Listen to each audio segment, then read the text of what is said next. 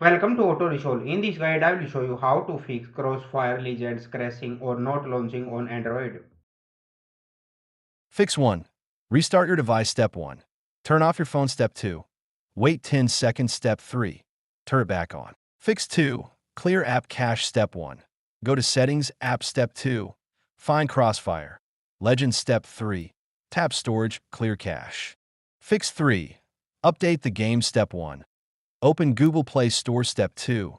Search Crossfire. Legend Step 3. Tap Update, if available. Fix 4. Update Android System Step 1. Go to Settings, System Step 2. Tap System Update Step 3.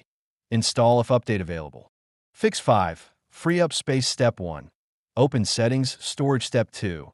Delete unused apps/files Step 3. Make sure 1 to 2 gigabytes free. Fix 6. Reinstall the game Step 1. Long, press the app Step 2. Tap Uninstall Step 3. Reinstall from Play Store.